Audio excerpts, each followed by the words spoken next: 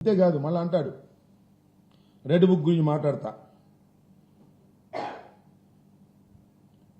వాడు గుండెపోటు వచ్చిందంట, ఒకడేమో బాత్రూంలో పడి చెయ్యరు కొట్టుకున్నాడంట. ఇదే సేమ్ డైలాగ్. ఒకడు చెయ్యరు కొట్టుకున్నాడు, ఒకడేమో గుండెపోటు వచ్చింది అని. వాళ్ళు ఆపదలో ఉన్నారు.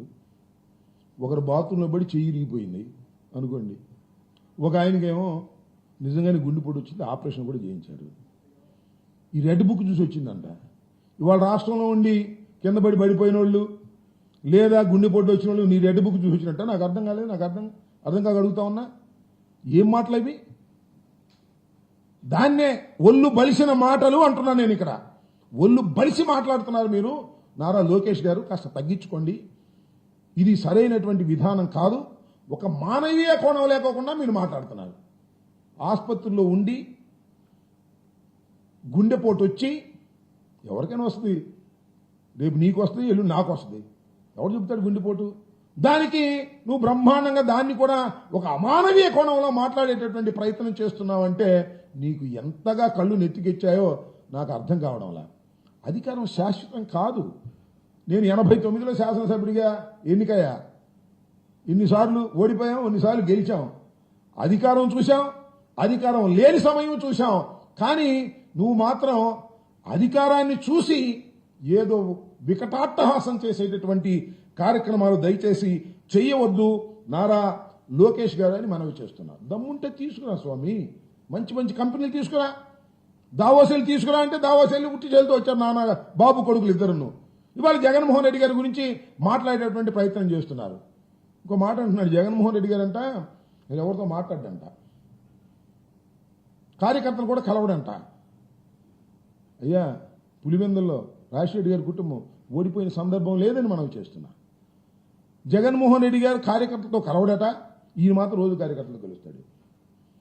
అసలు నేను ఒక మాట చెప్తున్నానయ్యా, అసలు జగన్మోహన్ రెడ్డి గారు రాష్ట్రంలో ఉన్నటువంటి అన్ని ప్రాంతాలకు తిరగటం మొదలెడితే అసలు మీరు సెక్యూరిటీనే కల్పించలేదు. అంత ప్రజాదరణతో ముందుకు వెళ్లేటటువంటి వ్యక్తి జగన్మోహన్ రెడ్డి గారు. మొన్న మిర్చి యార్డుకి వస్తే సెక్యూరిటీ తీశారే మీరు. ఇవాళ చెబుతున్నాడు పవన్ కళ్యాణ్ గారి కన్నా ఎక్కువ సెక్యూరిటీ ఉందంట. మొన్న మిర్చి యార్డు దగ్గరికి మిర్చి రైతుల్ని పరామర్శించడానికి వస్తే పక్కన విత్డ్రా చేసుకున్నారండి సెక్యూరిటీని. జగన్మోహన్ రెడ్డి గారు, నేను మనవి చేస్తున్నా, ఇప్పటికి 10 మాసాలు అయిపోయింది, ఓటమి పాలై మేము. మాకు 11 సీట్లు మాత్రమే వచ్చాయి. ఇది వాస్తవం. అది కనుకొట్టో మాయో ప్రజల నిర్ణయమో అది వేరే విషయం. ప్రజల్లోకి వెళ్లడం మొదలెడితే జగన్మోహన్ రెడ్డి గారు మీరు చేస్తున్నటువంటి దుర్మార్గాలు, అన్యాయాలు, అక్రమాల వల్ల ఏ విధమైన ప్రజాదరణ పెరుగుతుందో ఒకసారి చూడండి. ఈ ఎండమామిని చూసి దాహం వేసి పరిగెత్తారయ్యా. మీరిచ్చినటువంటి హామీలు నిజం అనుకొని భ్రమించి మీకు ఓట్లు వేశారు. ఇవాళ తలగొట్టుకుంటున్నారు. ఎందుకు వేశావురా బాబు మీకు ఓట్లు అనవసరంగా? ప్రతి నెల 1 తారీఖుకి అనేకమైనటువంటి కార్యక్రమాలు వచ్చి ఇంటికి చేరేవి, వాలంటీర్లు వచ్చి ఇచ్చేవారు. కానీ ఇవాళ ఏమీ లేక అల్లాడిపోతున్నాము అని ఇవాళ ప్రతి గ్రామంలోనూ పేద ప్రజలు బాధపడుతున్నటువంటి సందర్భం.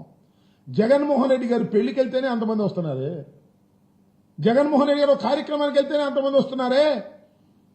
ఒక పార్టీ కార్యక్రమాలు నిర్ణయించుకొని ఇంకా 4 సంవత్సరాలు ఉంది, వెళ్లడం మొదలెడితే నువ్వు మీ నాన్నకి నిద్రపడదయ్యా, గుర్తుపెట్టుకోండి. అప్పుడు మీకు ఎవరికైనా అదేదో వచ్చినా కూడా ఆశ్చర్యం లేదని మనవి చేస్తున్నా.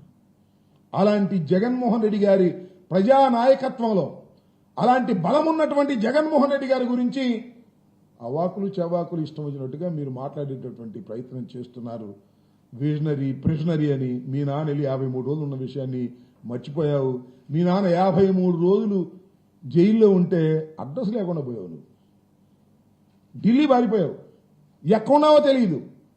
ఇవాళ కాళ్ళ దగ్గరేసి కళ్ళు నెత్తికొచ్చి మాట్లాడుతున్నావు. రోజులు ఎప్పుడు ఇలా ఉండవు, మారుతుంటాయి. Up and downs. డౌన్లో కూడా ధైర్యంగా ఉండాలి. అప్పులో కళ్ళు నెత్తికెక్కి మాట్లాడకూడదని వాస్తవాన్ని పాపం తెలుసుకోలేని పసిరాజు ఆయన. ఇవాళ మాట్లాడుతున్నాడు, ఇష్టం వచ్చినట్టుగా మాట్లాడేటువంటి ప్రయత్నం చేస్తున్నాడు. వీడి గుర్తుపెట్టుకోండి. నేను ఇంకో మాట కూడా మాట్లాడా, నాకు ఆశ్చర్యం వేసింది.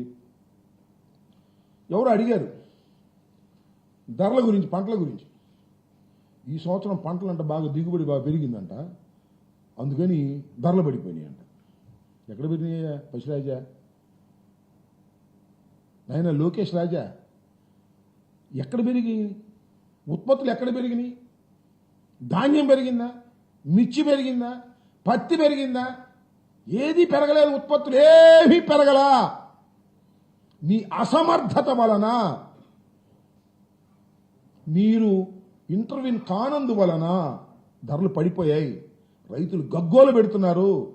ఇంకో మాట చెప్పాడు, మిర్చి అంట 11,500 రూపాయలు మద్దతు ధర ఇచ్చి నేనేనంట. ఒక్క బస్తా కొన్నట్టు చెప్పు, ఒక్క టిక్కీ మిర్చి మీరు కొంటే నేను మీకు దండం పెడతా. ఒక్క టిక్కీ 11,500 అంటాడు. 11,500 కాదు, 11,781 అని చంద్రబాబు నాయుడు గారు శాసనసభలో చెప్పాడు. కేంద్రం కొంటుందని.